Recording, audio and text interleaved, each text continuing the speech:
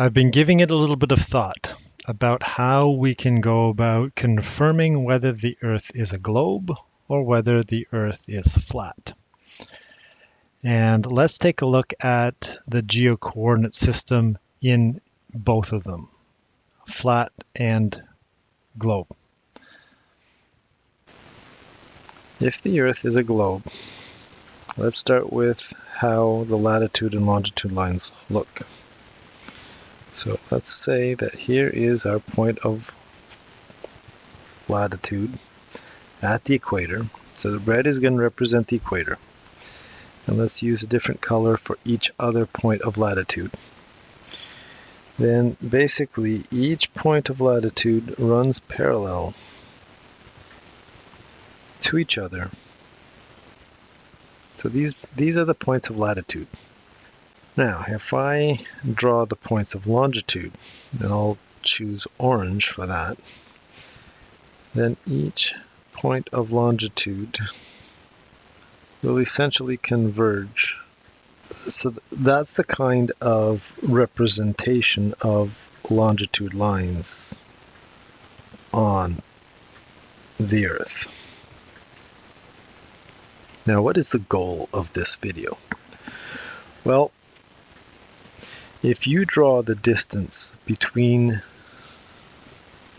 2 points of longitude for any given point of latitude, you're going to come up with essentially a constant that represents the number of kilometers per degree of longitude. If the Earth is flat, and we do something similar, if this represents the equator, and I'm just going to skip every second one of them because it's easier.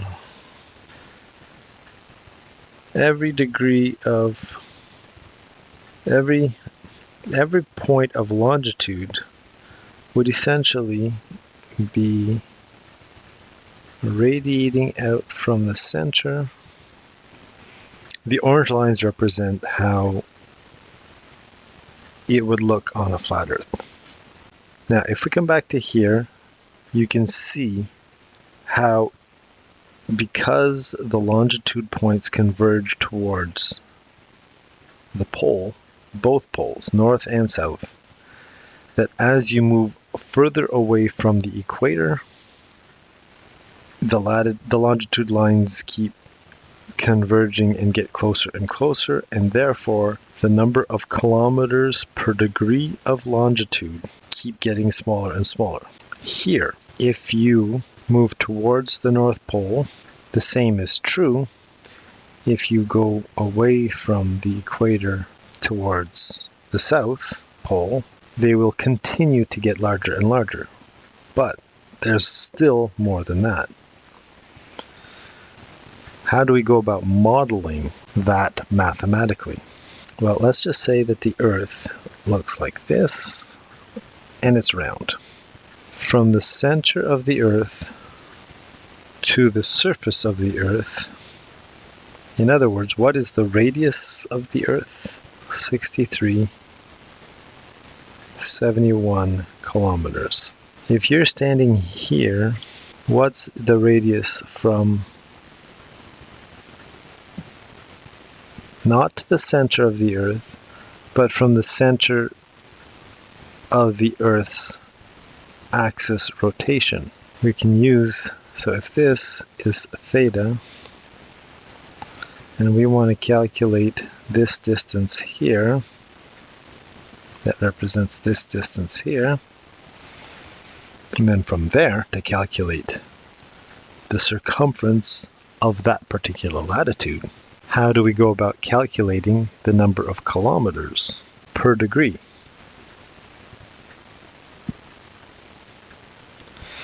If we do something similar for the flat Earth, but now it's not going to be this formula, it's going to be a slightly different formula.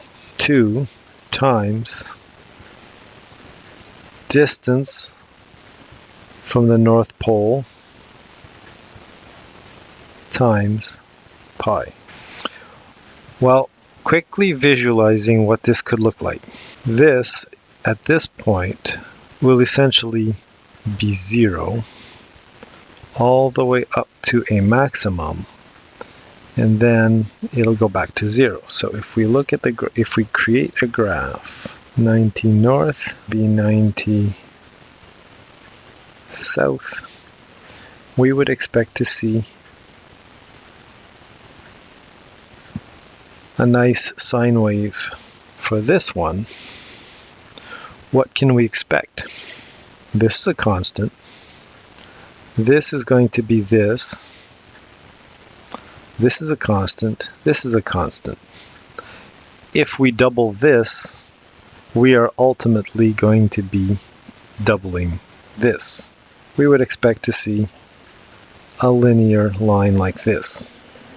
So now that we have an idea of how we can go about testing the validity of either of these, I created a spreadsheet with the ideal globe Earth and the ideal flat Earth, as shown in here. So these are the degrees of latitude, and I'm just using these because these are how a GPS receiver or a GPS system, like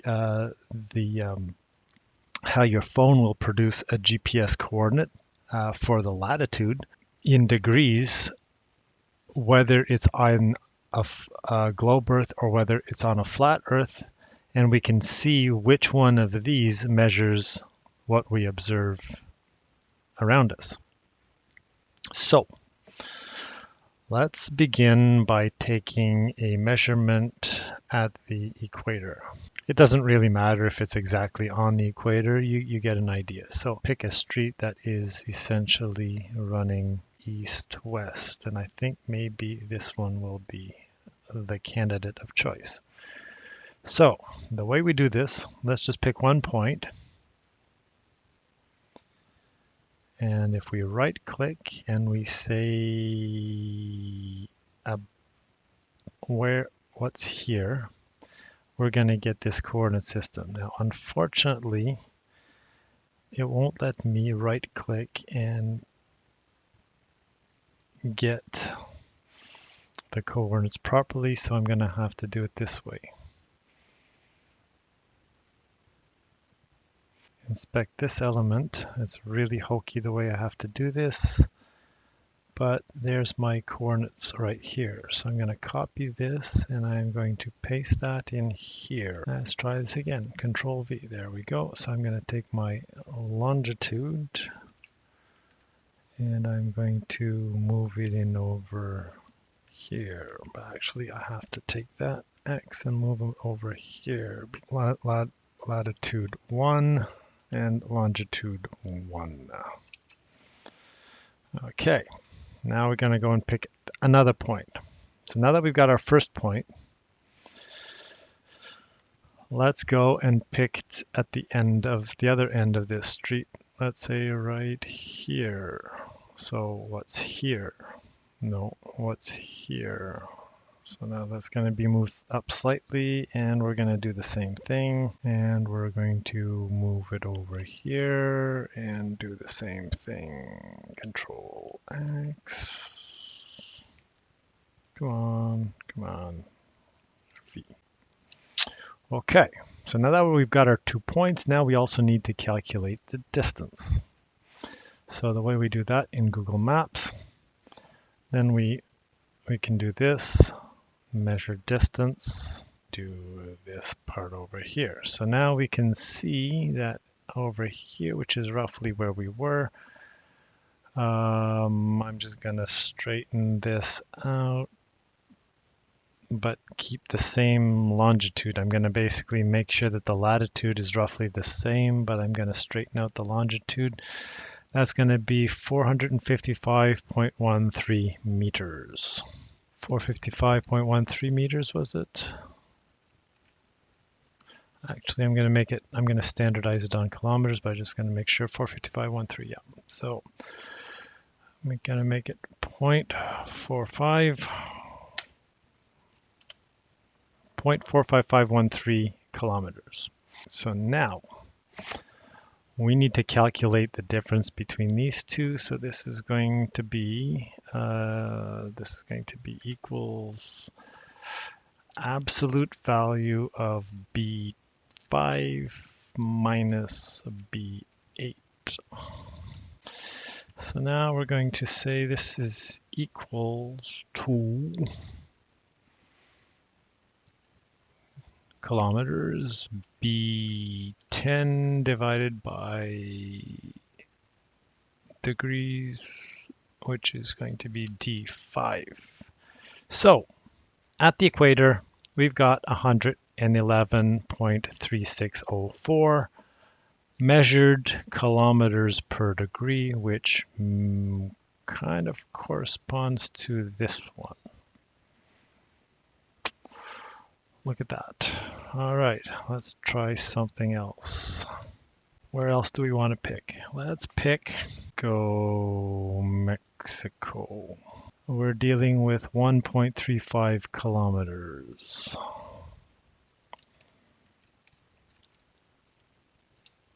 According to this, Mexico City has 105.42 kilometers per degree of longitude at 19.47. If we go at 20, we've got 104, which is pretty close to 105. What about flat Earth? 86. Oh my, this is not looking good. Let's try another one.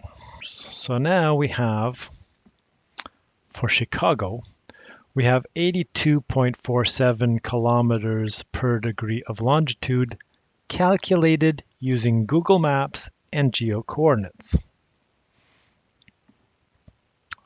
at 41.8 degrees. 41.8 degrees is somewhere between 85 and 78. And look at that, it's 82 degrees. At 41.8, what is it on a flat Earth? Oh dear, look at that. That's not right.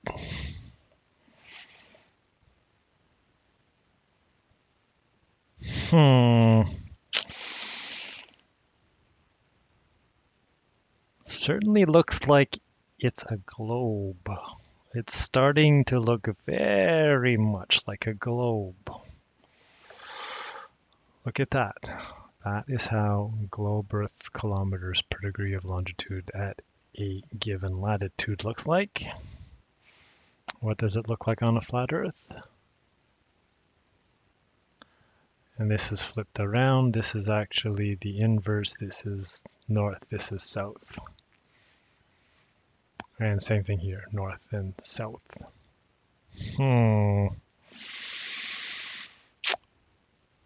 What does South America look like? Let's pick this part right here. That looks relatively east-west. 0.14307. Okay. So, at a latitude of 54.9 degrees south,